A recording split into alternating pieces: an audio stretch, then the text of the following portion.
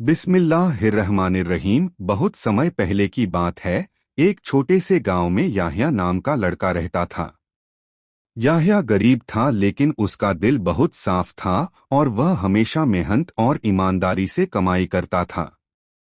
हर सुबह वह अल्लाह का नाम लेकर काम पर निकलता और जो भी कमाता उसी से अपने घर का खर्च चलाता। गांव के लोग उसे बहुत पसंद करते क्योंकि वह किसी को धोखा नहीं देता था। एक दिन याह्या बाजार गया। उसने देखा कि एक व्यापारी कम तौल कर लोगों को धोखा दे रहा है। वह मुस्कुराते हुए कहता, जल्दी अमीर बनने का यही तरीका है। लोग चुपचाप सामान लेते लेकिन उनके दिल दुखी रहते। यह देखकर याह्या को बहुत अफसोस हुआ। उसने व्यापारी से कहा, भाई, अल्लाह सब कुछ देखता है। अगर तुम ईमानदारी से व्यापार करोगे तो तुम्हारी रोजी में बरकत होगी, लेकिन धोखे से कमाया हुआ माल टिकता नहीं। व्यापारी हंसकर बोला, दुनिया में पैसा ही सब कुछ है, बरकत की बातें गरीबों के लिए होती हैं। याह्या चुप हो गया, लेकिन उसने ठान लिया कि वह हमेशा सच और ईमानदारी से ही कमाएगा। दिन बीतते गए।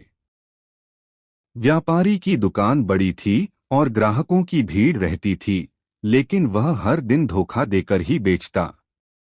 याह्या की दुकान छोटी थी और उसका सामान कम था, मगर वह सही तौल करता और अच्छे शब्द बोलता। जो भी उससे सामान लेता, दुआएं देकर जाता। धीरे धीरे लोगों ने महसूस किया कि याह्या के सामान में सुकून है। उसके पास से खरीदे हुए फल और अनाज लंबे समय तक ताज़ा रहते, जबकि व्यापारी के माल में जल्दी खराबी आ जाती। लोग अब व्यापारी से सामान लेने से बचने लगे और याह्या की दुकान की तरफ रुख करने लगे। कई महीने बीते। व्यापारी बीमार पड़ गया और उसका सारा माल खत्म हो गया।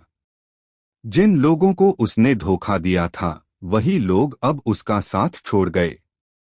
वह अकेला रह गया।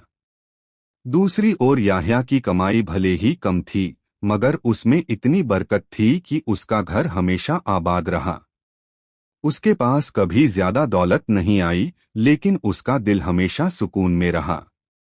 गांव के लोग अक्सर कहते, धोखे का माल मिट जाता है, लेकिन सच्चे सौदे में हमेशा बरकत होती है।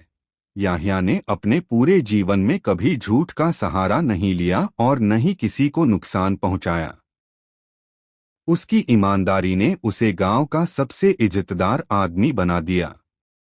सब लोग अपने बच्चों को उसकी मिसाल देते और कहते कि अगर बरकत चाहिए तो हमेशा हलाल और सच्ची कमाई करनी चाहिए।